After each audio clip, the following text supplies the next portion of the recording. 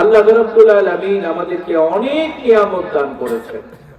আল্লাহ বলেছেন, ওয়া ইন তাউদ্দু নি'মাতাল্লাহি লা তুহসুহা।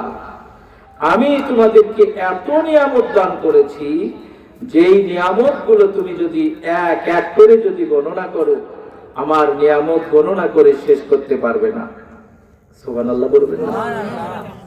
আমাকে আপনাকে আল্লাহ যদি কিছুই না দেয়, তারপরেও আমি বলি আমরা প্রত্যেকেই 10 কোটি টাকার মালিক। ঠিক কিনা বলেন? বলবেন হুজুর 10 কোটি টাকা তো চোখেই দেখিনি। আপনাকে যদি বলা হয় 2 কোটি টাকা দেওয়া হবে, আপনার 2টা চক্ষু দেন, দিবেন আপনি? আমরা যদি বলা হয় আপনাকে 10 কোটি টাকা দেওয়া হবে, 2টা কিডনি আপনাকে আপনি দেন, ও বলবে মিয়া 2টা কিডনি যদি আমাকে নিয়ে নাও, তাহলে আমি তো বাঁচবো না, 10 কোটি টাকা দিয়ে কি করব? আমার ভাইরা, আল্লাহ রাব্বুল আলামিন আমাকে আপনাকে এত নিয়ামত দান করেছেন, যে নিয়ামতগুলো আমি আপনি যদি এক এক করে গণনা করি, আল্লাহ রাব্বুল আলামিনের অসংখ্য নিয়ামতগুলো আমরা গণনা করে শেষ করতে পারবো না। এজন্য আল্লাহর হাবিব বলেন, বান্দা, আল্লাহর নিয়ামত শুকরিয়া আদায় করা তোমার জন্য সহজ হবে। কিছু আমলের কথা বলছে, একটু কান লাগান। আমার আপনার শুকরিয়া আদায় করা সহজ হবে। আল্লাহর হাবিব বলেন, উনজুরু ইলা মা হুয়া আসফালু। তুমি নিচের দিকে তাকাও, আল্লাহর শুকরিয়া আদায় করা সহজ হবে। সুবহানাল্লাহ বলবেন না? আপনি একতলা যদি 10 তলার দিকে তাকান, তাহলে তো আপনি হার্ট ফেল করবেন। ঠিক কিনা বলেন? নবীজি বলেন, লা তানজুরু ইলা মা হুয়া ফাওকাকুম। তুমি উপরের দিকে তাকায়ও না, নিচের দিকে তাকাও, শুকরিয়া আদায় করা সহজ হবে। সুবহানাল্লাহ পড়েন। এক লোকের স্যান্ডেল নাই, লোকটি রাস্তা দিয়ে যাচ্ছে আর চিন্তা করতেছে, আল্লাহ কত মানুষকে তুমি টাকা পয়সা দিয়েছো, তারা চামড়ার জুতা দিয়ে বেড়ায়, আমার একটা পন্সের স্যান্ডেল নেই। আফসোস না? লোকটি যায় আর কিছু দূর গিয়ে দেখে এমন একটা লোক সামনে দিয়ে আসছে, যেই লোকটার একটা পা নাই। সুবহানাল্লাহ পড়েন। কি নাই ভাই? লোকটা চিন্তা করলো, আল্লাহ তুমি আমাকে স্যান্ডেল দাও নাই, কিন্তু আমার 2টা পা দিয়েছো, আমার একজন ভাইয়ের যে একটা পাই নাই। শুকরিয়া আদায় করা সহজ হবে না? আল্লাহ রাব্বুল আলামিন বলেন, ফামান কানা ইয়ারজু লিকা রাব্বিহি ফালইআমাল আমালান সালিহা। বান্দারে, আল্লাহর নিয়ামত যদি তুমি কামনা করতে চাও, আল্লাহর দিদার যদি পেতে চাও, আল্লাহ রাব্বুল আলামিন বলেন, তাহলে 2টা কাজ করো। ফালইআমাল আমালান সালিহা। তোমার উচিত হলো নেক আমল করা। তাহলে কি পাওয়া যাবে? আল্লাহর দিদার পাওয়া যাবে। ওয়াজ একটু মুখস্থ করবেন, কোন বক্তা কার উপরে আলোচনা করলো একটু চিন্তা ভাবনা করে আমলের নিয়তে আমরা চেষ্টা করব। আল্লাহর দিদার পাবো 2টা কাজ করলে। কয়টা কাজ? 1 নাম্বার কাজ হলো ফালইআমাল, তার উচিত নেক আমল করা। 2 নাম্বার কাজ হলো ওয়ালা ইউশরিকু বিইবাদাতি রাব্বিহি আহাদা। আল্লাহর ইবাদতে অন্য কাউকে অংশীদার না করা, শিরক না করা। আমরা নামাজের ভিতরেও শিরক করি, দানের ভিতরেও শিরক করি, হজের ভিতরেও শিরক করি। আল্লাহ বলেন না, আমার ইবাদতের ভিতরে কাউকে অংশীদার করা যাবে না। ইবাদতের ভিতরে নামাজ পড়তে পড়তে আমি কেমনি শিরক করি, এ সম্বন্ধে আলোচনা করব ইনশাআল্লাহ। আল্লাহ রাব্বুল আলামিন বলেন, নেক আমল করো। নেক আমল করলে আল্লাহ দিদার পাবে। নেক আমল কোনগুলো, এটা আমাদেরকে আগে বুঝতে হবে। ঠিক কিনা? যেই কাজের জন্য সওয়াব আছে, সুবহানাল্লাহ বলেন, যেই কাজের জন্য কি আছে? সওয়াব আছে। ওই এক ভিক্ষুক একজনকে বলতেছে, তুমি কি টাকা এমনি দাও আমার? আমি চিন্তা করলাম, বাপরে, ভিক্ষুক কয় টাকা কি এমনি দাও, কিছু পাও না? আমি চিন্তা করলাম, ভিক্ষুক এই কথা কেন বলে? কয়, মিয়া, তোমরা সোয়াব যদি না পাইতে তাহলে আমাদেরকে কি তোমরা টাকা দিতে? সুবহানাল্লাহ বলে। আর কথা যুক্তি নাই? আমরা কত কষ্ট করে টাকা উপার্জন করে এই টাকাগুলো ভিক্ষুকদেরকে দেই, গরিব মানুষদেরকে দেই, যাকাত দেই। কেন ভাই দেই ভাই? সোয়াব পাওয়ার জন্য। তাহলে ভিক্ষুকের কথারও যুক্তি আছে যে টাকা কি এমনি আমাকে দাও মিয়া, সোয়াব পাও না তোমরা? আল্লাহু আকবার। আল্লাহ রাব্বুল আলামিন বলেন, নেক আমল করো। নেক আমল যদি করো, ভালো কাজ যদি করো, আল্লাহ রাব্বুল আলামিন কুরআনুল কারীমের ভিতরে ঘোষণা করছেন, মান আ'রাদা আন যিকরি ফাইন্না লাহু মাঈশাতান দনকা। সূরা তাহা 124 নম্বর আয়াতের ভিতরে আল্লাহ বলেন, মান আ'রাদা আন যিকরি, যে ব্যক্তি আমার স্মরণ থেকে, আমার জিকির থেকে, আল্লাহর এই কোরআন থেকে মুখটা ফিরাইয়া নিবে, আল্লাহ রাব্বুল আলামিন বলেন তাকে দুইটা শাস্তি দেওয়া হবে। একটা শাস্তি হলো দুনিয়াতে, আর একটা শাস্তি পরকালে। নাউজুবিল্লাহ পড়বেন না? আমার কথা বুঝতেছেন? একটু কান লাগা। আমার জিকির, জিকির বলতে আল্লাহর স্মরণ, এই কোরআন, আল্লাহর বিধি বিধান থেকে যে ব্যক্তি মুখটা ফিরাইয়া নিবে, আজান হয়, মসজিদের ধারে বসেছিল, মসজিদ থেকে বাড়ির দিকে দৌড়ায়, এমন লোক মনে হয় এলাকাতে নাই নাকি? আমার ভাইরা, আল্লাহ রাব্বুল আলামিন বলেন, যে আমার জিকির থেকে মুখটা ফিরাইয়া নিল, আল্লাহ রাব্বুল আলামিন বলেন, ফা ইন্না লাহু মাঈশাতান দনকা, আমি আল্লাহ রাব্বুল আলামিন তার এই দুনিয়ার জীবনটাকে সংকীর্ণ করে দিব। টাকা থাকবে, বাড়ি থাকবে, গাড়ি থাকবে, সুন্দরী বউ বাড়িতে থাকবে, কিন্তু ভিতরে সুখ থাকবে না। এমন মানুষ আছে না? আল্লাহু আকবার। ভাই কাছে আসেন, কাছে আসেন, আসেন মুরব্বি, কাছে আসেন। আল্লাহু আকবার। ঘুম ধরে না, টাকা পয়সা কি মানুষকে সুখ দিতে পারে? আল্লাহ রাব্বুল আলামিন বলেন, সুখ কোথায় পাবা আর তুমি সুখ কোথায় খোঁজো? আল্লাহ বলেন, সুখ হলো আলা বিযিকরিল্লাহি তাতমাইন্নুল কুলুব। সাবধান, সুখ এবং শান্তি আমি আল্লাহ রাব্বুল আলামিন রেখে দিয়েছি আমার স্মরণের ভিতরে, আমার জিকিরের ভিতরে। একটু জোরে বলা যাবে কি সুবহানাল্লাহ? আলা এই শব্দটা হলো হুরফে তানবিহ, সাবধান সূচক শব্দ। উদাহরণ দিয়ে বুঝাই, রাস্তা দিয়ে যেতে যেতে আমরা অনেক সময় দেখি সাবধান, সামনে বাঁক, ডানে মোড়, থাকে না ভাই?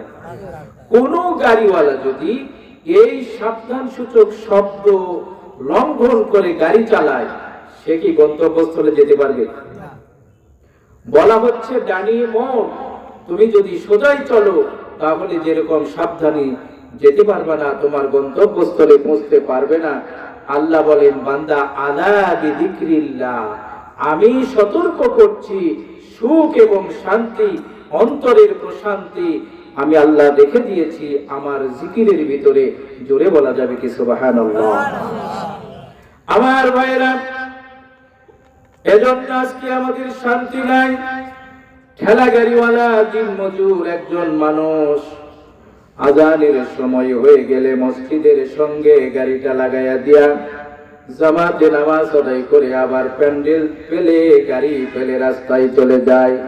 নামাজের সময় হয়, নামাজ পড়ে, সারাদিনই যে সামান্যতম টাকা পয়সা গুলো পায়, এইটা খেয়ে দিয়ে আল্লাহর বান্দা ঘুমিয়ে পড়ে। ফজরের সময় আবার ফজরের নামাজ পড়ে। এই ব্যক্তির চাইতে উত্তম ব্যক্তি কি আর কেউ আছে? আমার ভাইরা, আল্লাহ রাব্বুল আলামিন বলেন, ফাইন্না লাহু মাঈশাতান দনকা, বান্দারে আমি আল্লাহ রাব্বুল আলামিন দুনিয়ার জীবনটা তোমার জন্য সংকীর্ণ করে দিব। বোঝাতে চাচ্ছিলাম শান্তি হলো আল্লাহর জিকিরের ভিতরে। টাকা পয়সার ভিতরে সুখ শান্তি যদি থাকতো তাহলে পৃথিবীতে ফেরাউন সবচাইতে সুখী মানুষ হতো, ঠিক কিনা? সবচাইতে সুখী মানুষ হতো। যে যত বড় ধনী ও 12টার আগে ঘুমাইতে পারে না, ঘুমে ট্যাবলেট না খেলে ঘুমাইতে পারে না। আমি উদাহরণ দিয়ে বুঝাই। এক মুচি এক রাজার রাজ দরবারের নিচে জুতা সেলাই করে। কি করে? জুতা সেলাই করে। আল্লাহর বান্দা সারাদিন কঠোর পরিশ্রম করে যা কিছু টাকা পয়সা পায়, বাড়িতে চাল ডাল কিনে বিবি বাচ্চাদেরকে নিয়ে খায়। একদিন সকালবেলা রাজা এসে বলে, মুচি তোর কি ঘুম হয়? সুবহানাল্লাহ, তোর কি ঘুম হয়? মুচি বলে, রাজা মশাই বলেন কি? আপনার এখান থেকে যে টাকাগুলো আমি উপার্জন করি, এই টাকাগুলো নিয়ে চাল ডাল কিনে বিবি বাচ্চাদেরকে নিয়ে খায়ে ঘুমাই। কখন যে রাত কোন দিক দিয়ে চলে যায় আমি বলতে পারি না। সুবহানাল্লাহ।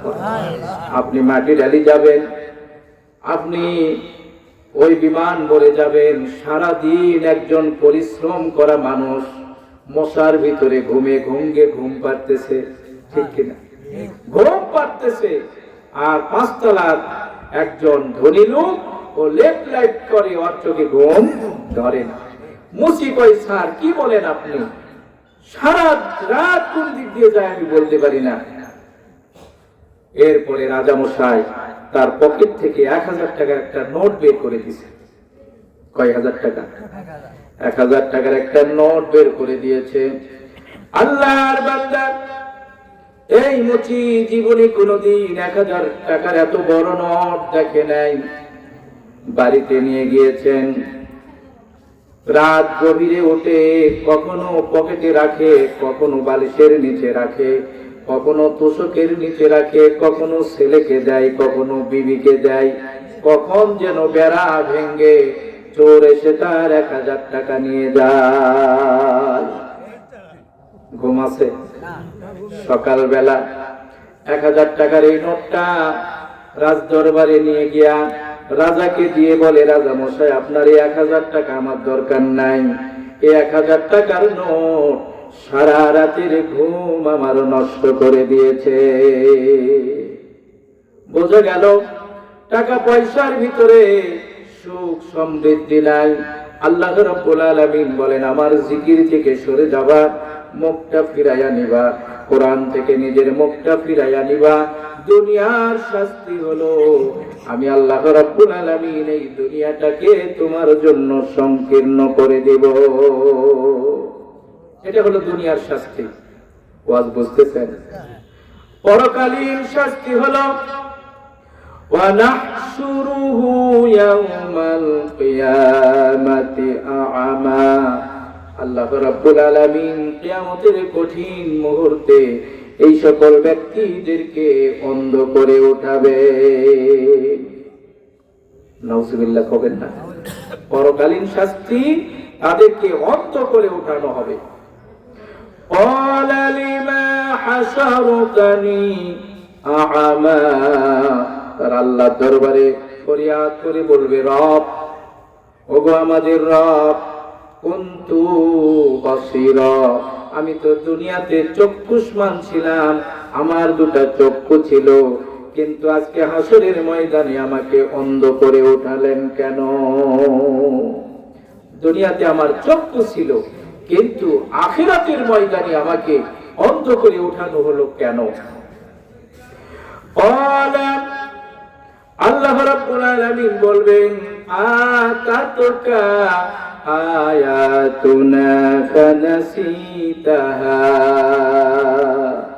আল্লাহ জবাব দিবেন, বান্দারে তোমার কাছে কোরআন গিয়েছিল, আমার নবীজির হাদিস তোমার কাছে গিয়েছিল, ওলামায়ে কেরামগণ কত সুন্দর করে তোমাকে নামাজের কথা বলেছে, কোরআনের কথা বলেছে, কোরআনের রাজ প্রতিষ্ঠার কথা বলেছে, কত সুন্দর করে যাকাত হজের কথা তোমাদেরকে ইমাম সাহেব মসজিদের খুতবায় বুঝিয়েছে। ঠিক কিনা? ফানাসিতাহা, তুমি সব ভুলে গিয়ে টাকা পয়সা বাড়ি গাড়ি নিয়ে মত্ত ছিলে, আজকে আমি ও আল্লাহ রাব্বুল আলামিন তোমাকে ভুলে গিয়েছি। নাউজুবিল্লাহ পড়ে। তাহলে আল্লাহর বিধান থেকে মুখটা ফিরে নিলে দুইটা শাস্তি, দুনিয়াতে আপনার টাকা পয়সা থাকার পরেও আপনি অন্তরে শান্তি পাবেন না, আর পরকালীন শাস্তিটা হলো কি বলেন? আল্লাহ তাআলা অন্ধ করে উঠাবেন। আমরা কি কেউ অন্ধ করে উঠতে চাই? কে কে চাই না? একটু হাত তুলে আল্লাহকে দেখায়, লিল্লাহে তাকবীর। না, একটু আমরা যে কয়জন আছি জোরে তাকবীর দিব, লিল্লাহে তাকবীর। হাত নামা। আল্লাহ রাব্বুল আলামিন বলেন, বান্দা ফালইয়ামাল আমালান সলিহা, নেক আমল করো, পরকালীন আমল করো, আল্লাহ রাব্বুল আলামিনের দিদার লাভ হবে। আল্লাহর হাবিব আমাকে আপনাকে কত সুন্দর করে বুঝাইয়া দিয়েছেন, যতক্ষণ শ্বাস প্রশ্বাস আমার আছে সুবহানাল্লাহ বললেও সওয়াব। সুবহানাল্লাহ বলে কত সওয়াব, সুবহানাল্লাহর সওয়াব কত। নবীজি বলেন, এই যে জমিন থেকে আসমান পর্যন্ত যে ফাঁকা জায়গা, ইয়াকিন বিশ্বাসের সাথে কোনো ব্যক্তি যদি একবার সুবহানাল্লাহ পড়েন, এই পুরো গ্যাপ আসমান থেকে জমিন সওয়াব দিয়ে ভরে যায়। জোরে বলবেন না? আল্লাহ রাব্বুল আলামিন কি বলছেন শুনুন, সূরা ফাতির 10 নম্বর আয়াত। আল্লাহ বলেন, মান কানা ইউরিদুল ইজ্জা, যে ব্যক্তি দুনিয়াতে সম্মান চায় সে যেন সম্মান আল্লাহর কাছে চায়। কত সুন্দর কথা। একটু হৃদয় গম করে দেখেন, সম্মান কার কাছে চাবো? সবাই জোরে বলি, আল্লাহর কাছে। আজকে যারা দিনের ভোট রাটে করে মেম্বার হলেন, চেয়ারম্যান হলেন, এমপি মন্ত্রী হলেন, তাদের অবস্থা কি? অবস্থা, এক মন্ত্রীর বাড়ি ইট খুলে খুলে নিয়ে যাওয়া হচ্ছে। নাউজুবিল্লাহ বলবেন না? কারণ এরা তো জনগণের ভোটে নির্বাচিত এমপি মন্ত্রী হয় নাই, দিনের ভোট রাতে করে এমপি মন্ত্রী হয়েছে। আল্লাহকেও এরা পাত্তা দেয়নি, 41-52 সাল পর্যন্ত থাকবে। নাউজুবিল্লাহ কর। এজন্য আল্লাহর কথার ব্যাখ্যা শুনুন। আমার সময় কম, আমি আপনাদেরকে সংক্ষেপে বুঝাচ্ছি। মান কানা ইউরিদুল ইজ্জা, যে ব্যক্তি সম্মান চায়, সম্মান যেন আল্লাহর কাছে চায়। আল্লাহু আকবার। সম্মান দিলে আল্লাহ দিতে পারে না? যেই মিজানুর রহমান আজহারীকে বাংলার জমিন থেকে তাড়িয়ে দেওয়া হলো, আজকে বাংলার জমিনে তার মাহফিলে জায়গা দেওয়া যাচ্ছে না।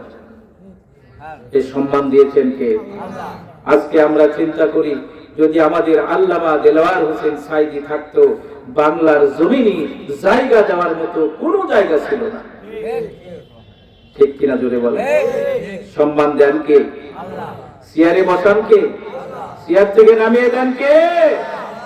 এটা মাথায় রেখে আমাদের কাজ করতে হবে। যে যে পর্যায়ে রয়েছি, আমি জুমার খুতবার মেম্বারে বসেছি বলেই যে এমন কিছু হয়ে গেছে তা নয়। মেম্বার, চেয়ারম্যান, কোন অফিস আদালতের বড় বস হয়েছে যে তা নয়। কারণ এই চেয়ারগুলো থেকে আল্লাহ নামাইতে পারেন। এজন্য আল্লাহ বলেন, ওয়ালিল্লাহিল ইজ্জাতু জামিআ। সম্মান যদি চাও আল্লাহর কাছে চাও, এই কথাও মাথার ভিতরে রেখে দিও, সকল সম্মান আল্লাহর জন্য। তোমার সম্মান কিছুদিনের জন্য, তোমার সম্মান আজ আছে কাল নাই, তোমার চেয়ার আজ আছে কাল নাই। কারণ আল্লাহ রাব্বুল আলামিনের সম্মান চিরস্থায়ী। জোরে বলা যাবে কি সুবহানাল্লাহ? আল্লাহ বলেন, এই সম্মান যদি পেতে চাও 3টা কাজ করো। কয়টা কাজ? ওয়াজ বুঝতেছেন? সম্মান যদি পেতে চাও 3টা কাজ করো। 2টা কাজ করবা আর একটা কাজ থেকে বিরত থাকবা। আল্লাহ রাব্বুল আলামিন বলেন, ইলাইহি ইয়াসআদু কালিমুত তাইয়্যিব। পবিত্র বাক্য জবান দিয়ে বেশি বেশি করে বলো, আল্লাহ রাব্বুল আলামিনের নিকটবর্তী হয়ে যাবে। আল্লাহু আকবার। কালিমুত তাইয়্যিব, পবিত্র বাক্য জবান দিয়ে বলো। মুমতাজের গান পবিত্র বাক্য, শাহরুখ খানের গান। তাহলে পবিত্র বাক্যগুলো কি, এগুলো আমাদেরকে জবান দিয়ে বেশি বেশি করতে হবে। এই কথাগুলো আমাকে আপনাকে কার নিকটবর্তী করবে? আল্লাহর দিকে ধাবিত করবে। আলহামদুলিল্লাহ। পবিত্র বাক্যগুলো কি? আমার সঙ্গে বলুন সুবহানাল্লাহ, আলহামদুলিল্লাহ, লা ইলাহা ইল্লাল্লাহ, আল্লাহু আকবার। আলহামদুলিল্লাহ। আমরা যে কয়জন বসেছি, আমার এই মাইকের আওয়াজ যারা শুনছেন, আমি অনুরোধ করব এই বাক্যগুলো, এই 4টা বাক্য পৃথিবীর সর্বশ্রেষ্ঠ বাক্য। আল্লাহ বলেন এই 4টা বাক্য তুমি বলো, আল্লাহ রাব্বুল আলামিনের নিকটবর্তী হতে পারবে।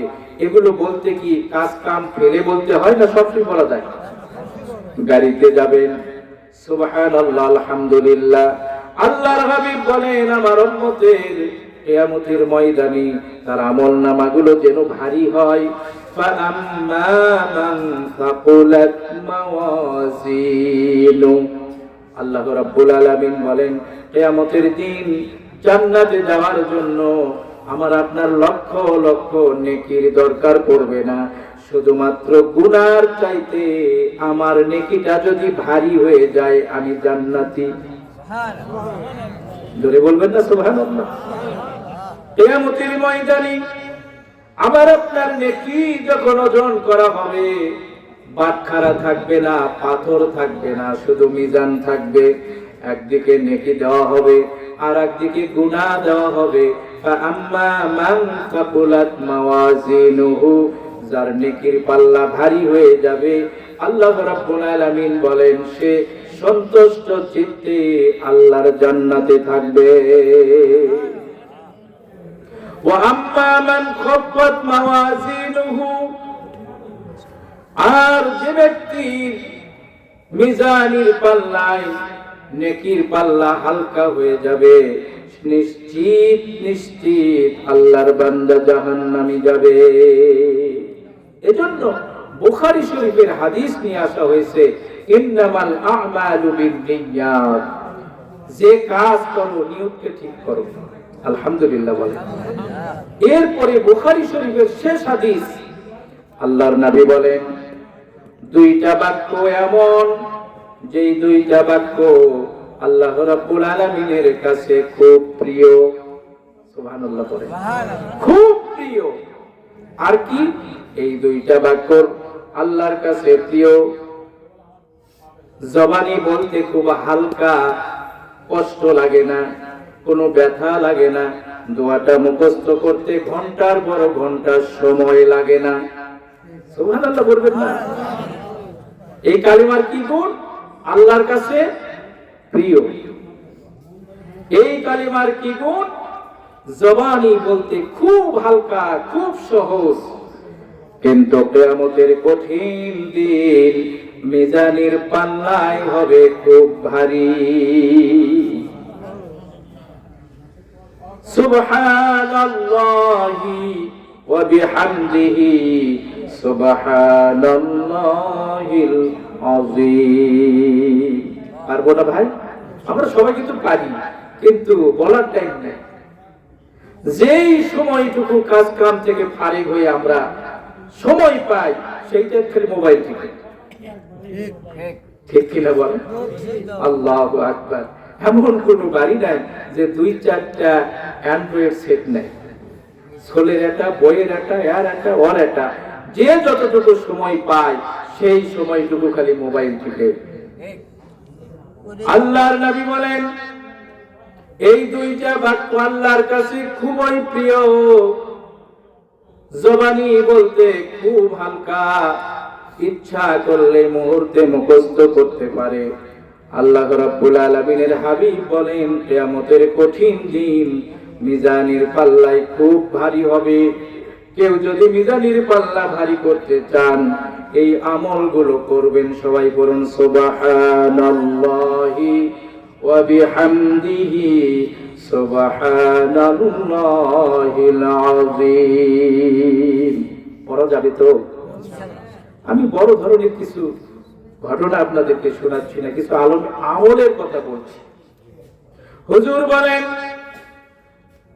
আল্লাহর বিধান থেকে যদি মুখটা ফিরাইয়া নাও, দুনিয়ার জীবনে তোমার শান্তি থাকবে না।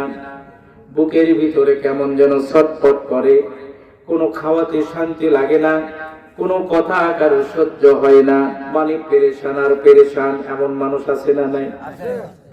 ছোট্ট একটি দোয়া নবীজি আমাদেরকে শিখাইয়া দিলেন, বান্দা এই ছোট্ট দোয়ার আমল করো, 99টি রোগ থেকে আল্লাহ তোমাকে সেবা দান করবে। কয়টা রোগ? 99টা রোগ। হুজুর বলেন, আদনা আদনা আদনা, সর্বনিম্ন এই দোয়াটা তোমার অন্তর থেকে যেটা দূর করবে সেটা হলো মানসিক টেনশন। মানসিক, এমন কোন ব্যক্তি কি কেউ বুকে হাত দিয়ে বলতে পারবেন যে আমার মানসিক কোনো টেনশন নাই? বলা যাবে? কেউ ছেলে নিয়া, কেউ মেয়ে নিয়া, কেউ গাড়ি নিয়া, কেউ ব্যবসা বাণিজ্য নিয়া এই টেনশনে আমরা ভুগি। আমি বাস্তব দেখেছি এই দোয়াটি বুকে হাত দিয়া আপনি খুব আন্তরিকতার সাথে করবেন 100 বার। আমি বলে যাচ্ছি, আল্লাহর হাবিবের এই হাদিস আপনার অন্তরের ভিতর থেকে যে টেনশন, মানসিক দুশ্চিন্তা আছে, আল্লাহ তাআলা দূর করে দিবেন। দোয়াটা আমরা সবাই জানি, লা হাওলা ওয়ালা কুওয়াতা ইল্লা বিল্লাহিল আলিয়্যিল আযীম। পারবো না?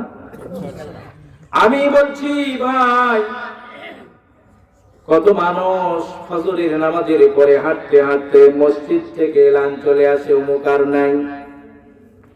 গতকাল একজন জানাজা করলাম, একজনের একটা ছেলে মাত্র 3 বছরের, তৃতীয় ছেলের সন্তানের বয়স হলো মাত্র 1.5 বছর। এই ছেলেটার বয়স আর কতই হবে, দুনিয়া থেকে বিদায় নিয়ে চলে গিয়েছেন। আমি দেখতাম মাঝে মাঝে ছেলেটি আমার মসজিদে নামাজ পড়তেন। আল্লাহর বান্দারা যতটুকু সময় যে অবস্থায় পান এই আমলগুলো করুন, দেখবেন অন্তরের ভিতরে আল্লাহ তাআলা প্রশান্তি দান করেছেন। আল্লাহর হাবিব বলেন, ইলাইহি, আল্লাহ পাক বলেন, ইলাইহি ইয়াসআদু কালিমুত তাইয়্যিব। তুমি এই আমলগুলো করো, কালেমাগুলো পড়ো, আল্লাহর নিকটবর্তী হয়ে যাবে। ওয়াল আমালুস সালিহু ইয়ারফাউহু, নেক আমল করো, ভালো কাজ করো, সৎ কাজ করো, আল্লাহ রাব্বুল আলামিন তোমার মর্যাদা বাড়ায়া দিবে। মর্যাদা পাওয়ার জন্য টাকা পয়সা থাকলে সমাজে মর্যাদা পাওয়া যায় না, এই মর্যাদা ভয় করা হয়, ঠিক কিনা? অনেক বড় বড় নেতাকে মানুষ সালাম দিত, নেতা যখন চলে যেত জুতা তুলে তাকে দেখায়া দিত, ঠিক কিনা? বোঝা গেল এগুলো সম্মান, আসলে সম্মানের জন্য নয়, এগুলো ভয়ে মানুষ করত। মসজিদের একজন ইমাম মুয়াজ্জিন, একজন ঠেলা গাড়ি ভ্যান গাড়িওয়ালা মানুষ, তার পা থেকে মাথা পর্যন্ত নবীজির সুন্নাত দিয়ে ভরা। এই মানুষটি রাস্তা দিয়ে গেলে অনেক কোটিপতি মানুষগুলো পর্যন্ত সালাম জানায়। ইমাম সাহেবেরা কয় টাকা থাকে, মুয়াজ্জিন সাহেবেরা কয় টাকা, দেখলে হুজুরকে সালাম দেয়। আবার বাড়ির ভালো ভালো কোনো খাবার জিনিসগুলো তার বাড়িতে পাঠায়া দেয়। এগুলো কেন দেয়? আল্লাহ বলেন, ওয়াল আমালুস সালিহু ইয়ারফাউহু, নেক আমল তোমার মর্যাদা বাড়ায়া দিবে। আমার ভাইরা, সমাজের ভিতরে দেখবেন মসজিদের কোনো 5 ওয়াক্ত মুসল্লি যদি মারা যায়, ইমাম সাহেবের মনটাও কাঁদে, মুসল্লিদের মনটাও কাঁদে। তার জানাজায় মানুষ শরীক হওয়ার জন্য কাজ কর্ম ফেলে তার জানাজায় শরীক হয় আর বলে, লোকটা বড় ভালো ছিল। আরে আমার ভাইয়েরা, কাউকে আঘাত দেওয়ার জন্য আমি বলছি না, ওই খাটুনিতে শোয়ার আগে একটু দাড়িটা রাখুন। কি রাখবেন? দাড়িটা রাখুন, কারণ কোন ব্যক্তির খাটুনিতে যখন শায়িত থাকে এই ব্যক্তিকে যখন মানুষ দেখি না আমরা, এই মানুষকে যখন আমরা দেখি, দেখা যায় আল্লাহর বান্দার মুখে দাড়ি নাই। অনেক মানুষকে আমি শুনতে দেখেছি বেচারাটা মারা গেল বটে, মুখের দাড়ি নাই, অথচ যেই কথা বলছে তারও কিন্তু দাড়ি নাই। কি বলে? তারও মুখের দাড়ি নাই। আমি বাস্তবে বলছি এই কথাটা, আমি নিজের কানে শুনছি। লোকটা মুখে দাড়ি নাই, কিন্তু ও আফসোস করে যে লোকটা মৌলবারে, কিন্তু মুখের দাড়ি নাই। বোঝা গেল নবীজির একটা খুব সুন্নাত, দামি সুন্নাত হলো রাসূলের দাড়ি। মান তামাসসাকা বিসুন্নতি ইনদা ফাসাদি উম্মতি ফালাহু আজরু মিআত শাহীদ।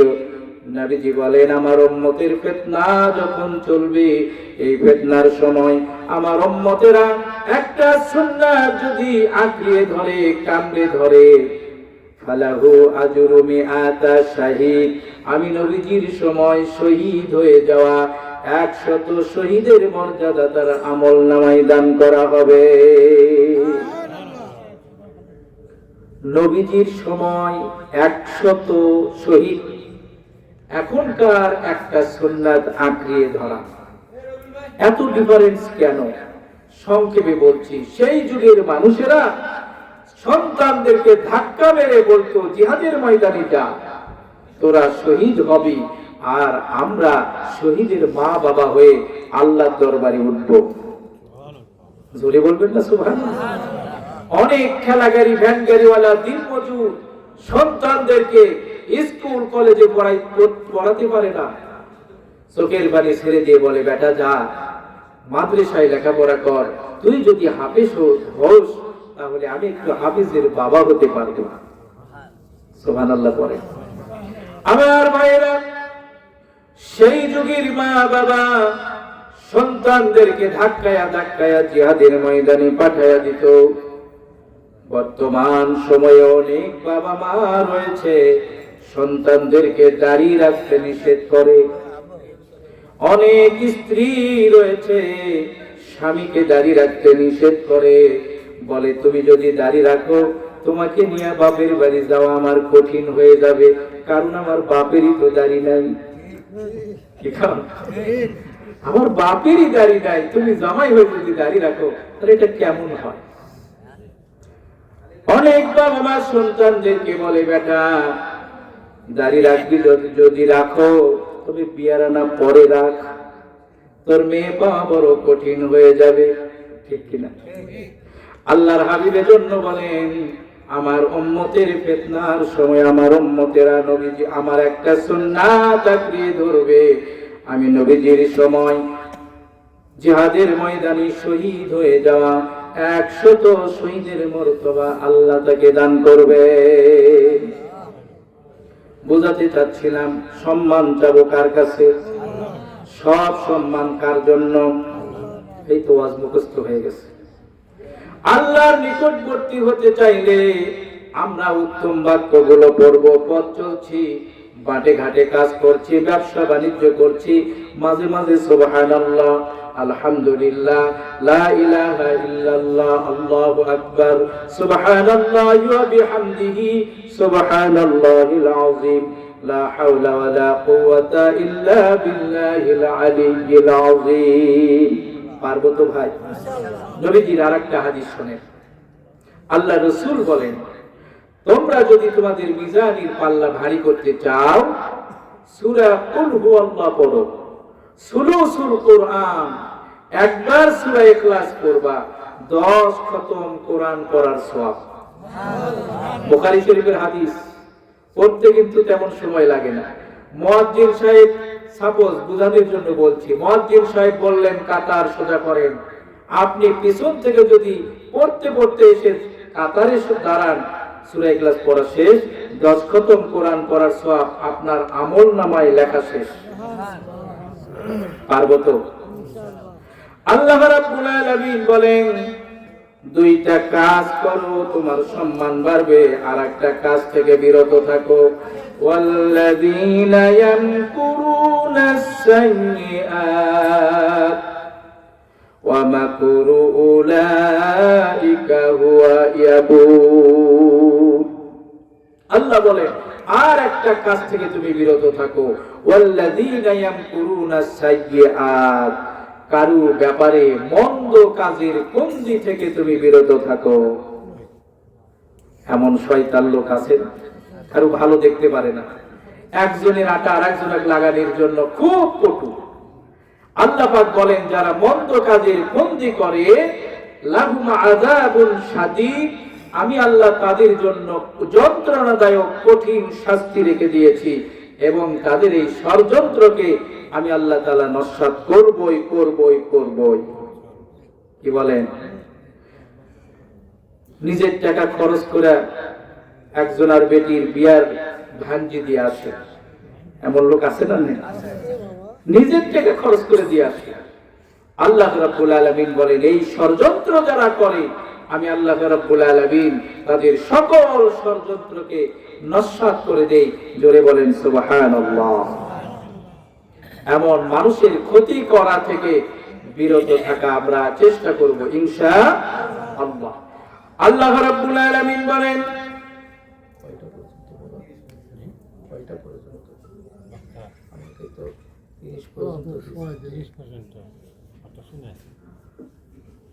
আল্লাহ রাব্বুল আলামিন ফালিয়ামাল আমালান সালিহা, আল্লাহ তাআলা বলেন তোমরা যদি আল্লাহর দিদার পেতে চাও নেক আমল করো, নেক আমল করো, ভালো কাজ করো। আল্লাহর হাবিব 5টা কাজ আমাদের জন্য সদকা হিসাবে ঘোষণা করে দিয়েছেন, যে কাজগুলো করতে আমাদের তেমন কষ্ট হয় না, কঠিন হয় না। কিয়ামতের কঠিন দিন আল্লাহর হাবিবের উম্মতেরা যেন বেশি জান্নাতে যেতে পারে, এজন্য আল্লাহ তাবারক তাআলার হাবিব বেশি বেশি নেক আমলের কথা, সহজ আমলের কথা আমাদেরকে বলেছেন। সুবহানাল্লাহ পড়ে। আমার ভাইরা, জান্নাতীরা 120 কাতার হবে। কত কাতার? 120 কাতার হবে। শুধুমাত্র মুহাম্মাদুর রাসূলুল্লাহ সাল্লাল্লাহু আলাইহি ওয়াসাল্লামের উম্মতের সংখ্যা হবে 80 কাতার। সুবহানাল্লাহ, জোরে বলবেন না? হুজুর বলেন 5টা কাজ করো সদকার সমতুল্য। তোমার টাকা নাই, পয়সা নাই, বাড়ি গাড়ি নাই, দান করার মতো কিছু নাই, আল্লাহর বান্দা তুমি এই 5টা কাজ করো, সদকার সওয়াব তোমার আমল নামায় দেওয়া হবে। 1 নাম্বার তাআদিলু বাইনাল ইসনাইনি সাদাকা, দুইজন মানুষের মাঝে বিচার ফায়সালা করে দাও, ইনসাফপূর্ণ বিচার ফায়সালা করো। আল্লাহর নবী বলেন এটাও তোমার জন্য সদকা। আল্লাহর হাবিব বলেন শোনো,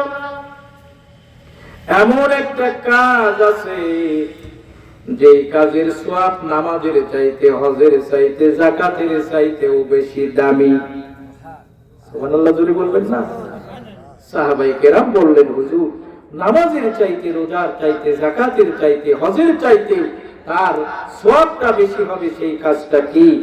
নবীজি বললেন, আল্লাহর হাবিব বললেন দুইজন মানুষের মাঝে ঝগড়া লেগেছে, মারামারি লেগেছে, দ্বন্দ্ব লেগেছে, তুমি যদি ইনসাফপূর্ণ ভাবে তাদের মাঝে ফায়সালা করে দাও, এটার আমল, এটার সওয়াব নামাজ, রোজা, হজ, যাকাতের চাইতেও বেশি। কিন্তু সমাজে তো গোয়েন্দার অভাব নেই। দুইজন মারামারি লাগলে আরেক পক্ষ তালি বাজে, আর আরেক পক্ষ কয় লাগারে আমি আসি তো তোর জন্য। আবার ওই পক্ষ যায় কয় আর ও এটা লোক হলো নাকি রে, যত সহযোগিতা করা লাগে আমি আসি।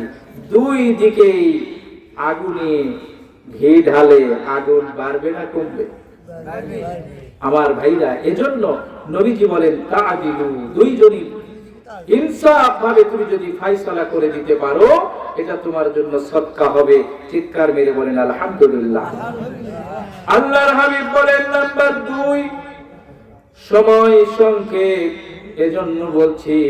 আল্লাহ রাসূল বলেন তাহমিলু আলাইহা ওয়া তারফাউ বিহি সাদাকা। নবীজি বলেন, যেই কাজগুলোকে তোমরা বড় ক্ষুদ্র মনে করো, এমন কিছু কাজও যদি করো সেইটাও তোমার জন্য সদকা হবে। নবীজি বললেন, সেগুলো কি? তোমার বালতি থেকে আরেক ভাইয়ের বালতি যদি তুমি ভরাইয়া দাও, সুবহানাল্লাহ, আর তোমার বালতি ভরা আরেকজন ব্যক্তি পানি পায় না, তোমার এই বালতি থেকে তার বালতিটা যদি ভরাইয়া দাও, কোনো একজন মানুষ বোঝা মাথায় তুলতে পারছে না, তুমি যদি তার মাথায় বোঝা তুলে দাও, এটাও তোমার জন্য সদকা। হুজুর এই হাদিসের দ্বারাতে বুঝিয়েছেন যে অনেক ক্ষুদ্র ক্ষুদ্র কাজগুলো তোমার জন্য সদকা হয়ে যাবে, যেগুলোকে আমরা বড় নগণ্য মনে করি, ঠিক কি? অনেক বয়স্ক মানুষ রাস্তা দিয়ে যাচ্ছে, তার বোঝাটা নিয়ে যেতে পারছে না, আপনি যদি সেটা মাথায় নিয়ে তার গন্তব্যস্থলে যদি পৌঁছায়া দেন, একটু সহযোগিতা করেন, আল্লাহর হাবিব বলেন এটাও তোমার জন্য সদকা হবে। নাম্বার 3, আল্লাহর হাবিব বলেন কালিমাতু তাইয়্যিবাতু সাদাকা। কোন ব্যক্তির সঙ্গে তুমি যদি হাসি মুখে যদি কথা বলো, কোন মানুষের সাথে তুমি যদি হাস্যোজ্জ্বল চেহারায় যদি কথা বলো, এটাও তোমার জন্য সদকা হয়ে যাবে।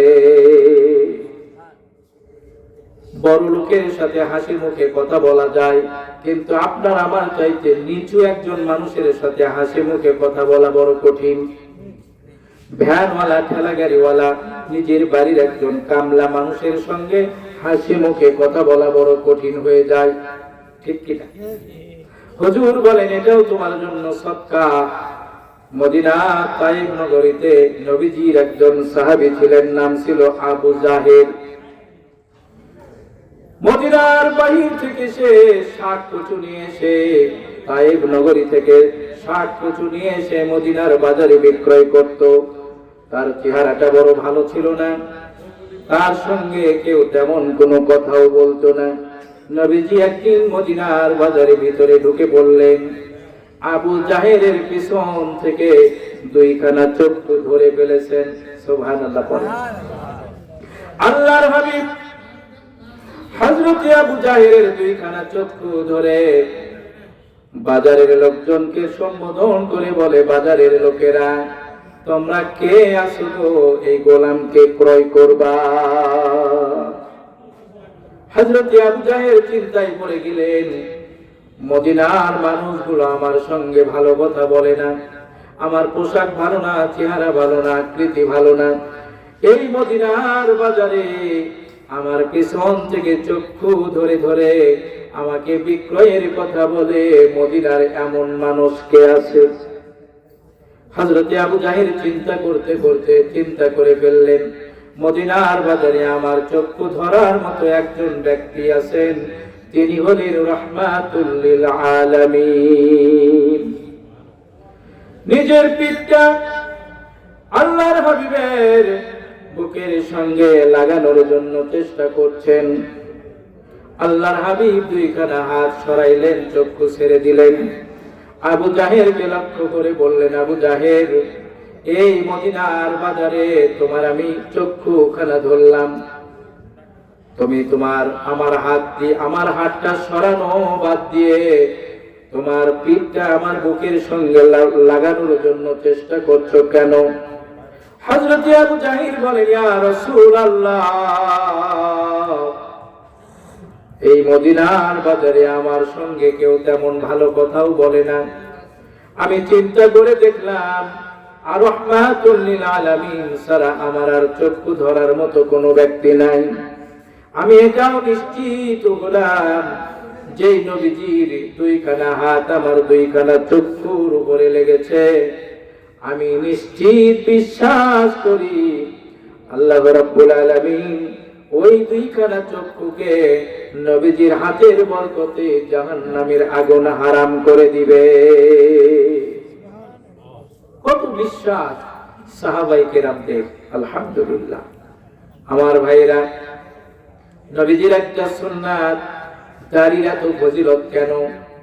মাথায় টুপি দিবেন, কিছুক্ষণ পরে খুলে ফেলে দিলে চলে যায়। জুব্বা পরিধান করবেন, কিছুক্ষণ পরে খুলে ফেলে দিলে সরে যায়।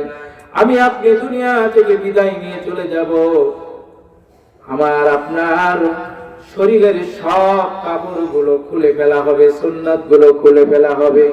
নবীজির একটা সুন্নাত দাড়ি, এটা আমার কবর বাড়ি পর্যন্ত যাবে, ঠিক কিনা বলে? কবর বাড়ি পর্যন্ত যাবে। আল্লাহর ফেরেশতারা এসে দেখবে আমার আপনার একটা নবীজির সুন্নাত আমার আপনার শরীরে।